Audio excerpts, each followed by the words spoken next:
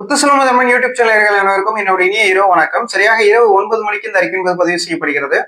தமிழ்நாட்டில் அடுத்து வரக்கூடிய மழை சார்ந்த நிகழ்வை பற்றி நம்ம இந்த வீடியோல பேச இருக்கிறோம்.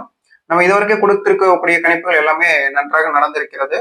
ஸோ நல்லா நடந்திருக்கும் அப்படின்ற நம்பிக்கை இருக்கிறது எனக்கு. நீங்க அதோடைய கருத்துக்களை பதிவு பண்ணலாம். ஸோ அதே மாதிரி காலையில வந்து ஃபேஸ் டல்லா இருக்கு அப்படின்ற மாதிரி எதுவும் ப்ராப்ளமா நிறைய பேர் கேட்டிருந்தீங்க. ஸோ ஆக்சுவலி எனக்கு எந்த ஒரு ப்ராப்ளமும் இல்லை.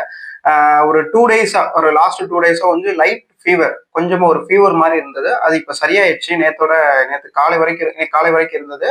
நேற்று ஈவினிங்ல கொஞ்சம் ஹெவியா இருந்தது. கொஞ்சம் இன்னைக்கு நார்மலா இருக்கு. ஸோ எந்த ப்ராப்ளமும் இல்லை. ஸோ இப்போ வந்து பாத்தீங்கன்னா, இப்போ அடுத்து வரக்கூடிய நிகழ்வை பற்றி நம்ம பார்க்கலாம்.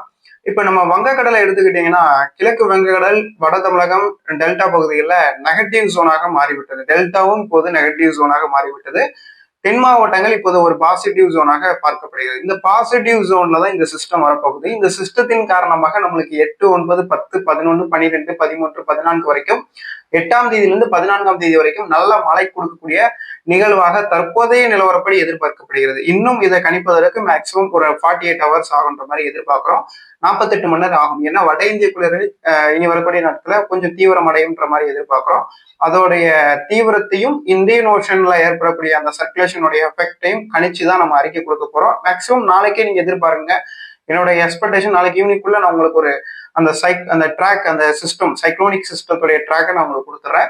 கண்டிப்பாக இந்த மாதத்துல ஒரு புயல்ல இருந்து 2 புயலுக்கான வாய்ப்புகள் வலுவாகவே காணப்படுகிறது. குறிப்பா சக்தி என்ற பெயரிடப்பட்ட ஒரு புயல் என்பது மணிக்கு 160 கிலோமீட்டர் வேகம் கொண்ட ஒரு அசுர வேக புயலாக வர இருக்கிறது தமிழ்நாட்டிற்கு. அதை பற்றியும் நம்ம அடுத்தடுத்த வீடியோல நம்ம பார்க்க போறோம். கண்டிப்பா வர இருக்கிறதுன்னு சொல்லிட்டாலே வரப்போகுதுன்னு அர்த்தம். ஆக புயலுக்கான வாய்ப்பு இருக்குன்ற மாதிரி நீங்க எடுத்துக்கோங்க. அதுக்காக தான் இந்த வீடியோக்குள்ளே வந்தோம். ஸோ அதே மாதிரி வந்து பாத்தீங்கன்னா, இன்னைக்கில இருந்து அடுத்த 4 தினங்களுக்கு தமிழ்நாட்டுல பரவலாக மழை இருக்கிறது. இன்னைக்கு எதிர்பார்க்கப்பட்டிருந்தோம். ஆனா இன்னைக்கு இரவுல எதிர்பாருங்க. ஸோ இனி வரக்கூடிய அடுத்த 4 தினங்கள்ல மழை எதிர்பார்க்கலாம். மதிய மாலை நேரங்களில் இன்றைய விட நாளை கூடுதலாக நல்ல மழை இருக்கு.